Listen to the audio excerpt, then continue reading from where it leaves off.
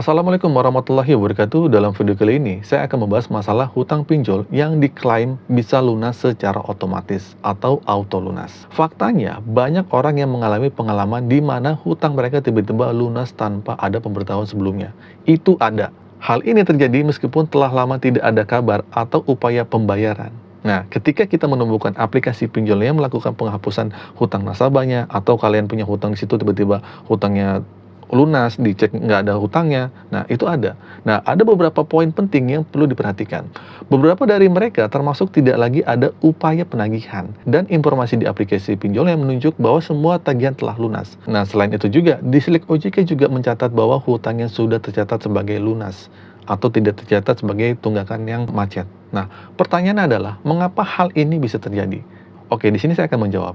Pada dasarnya, beberapa aplikasi pinjaman online memiliki asuransi. Meskipun tidak semua aplikasi pinjol memiliki fitur ini, banyak dari mereka yang memilikinya. Nah, asuransi ini berfungsi untuk membayar utang nasabah yang sudah lama tunggakannya tidak memiliki kemampuan untuk membayar pinjol. Misalnya nih, nasabah yang telah meninggal atau nasabah yang dikategorikan sebagai tidak mampu membayar gitu kan. Asuransi inilah yang bertanggung jawab untuk membayar dan memberikan ganti rugi sesuai dengan syarat dan ketentuan yang berlaku. Namun, rincian lebih lanjut tentang bagaimana proses ini berlangsung tidak selalu diungkapkan oleh pihak pinjol. Nah, sehingga apakah hal ini akan membuat utang kita otomatis lunas? Tidak dapat dipastikan. Jawabannya tergantung pada kebijakan masing-masing pinjol dan perjanjian asuransi yang ada. Nah, jadi selalu penting ya untuk membaca syarat dan ketentuan dengan cermat, serta memahami bagaimana proses asuransi ini berjalan. Terkadang ya, meskipun pinjol telah menerima pembayaran, mereka masih dapat melakukan upaya-upaya penagihan. Nah, hal ini mungkin terjadi, dan menurut pendapat saya, faktor yang paling krusial yang membuat pinjol secara otomatis lunas adalah laporan keuangan mereka. Nah, laporan ini mencakup informasi tentang nasabah yang gagal bayar pinjol, yang kemudian harus dilaporkan kepada OJK.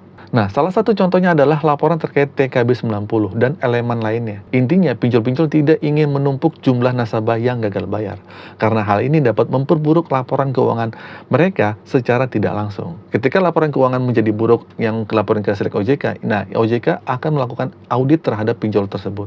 Jika dalam audit ditemukan adanya kesalahan atau kemungkinan tindakan kecurangan oleh oknum tertentu yang mencurigakan oleh OJK, maka OJK dapat memberikan sanksi kepada pinjol tersebut. Bahkan dalam kasus yang lebih serius, OJK dapat menutup pinjol itu. Jadi dalam beberapa kasus, pembayaran utang oleh asuransi mungkin merupakan respon terhadap keinginan pinjol untuk menjaga integritas dan kelangsungan bisnis mereka. Namun, tidak selalu jelas apakah pinjol akan memberikan informasi terperinci kepada nasabahnya mengenai proses ini. Jadi gitulah informasi yang bisa saya sampaikan dalam video ini. Semoga informasi ini bermanfaat, dan mohon maaf jika terdapat kesalahan atau kekurangan dalam penjelasannya. Terima kasih atas perhatiannya.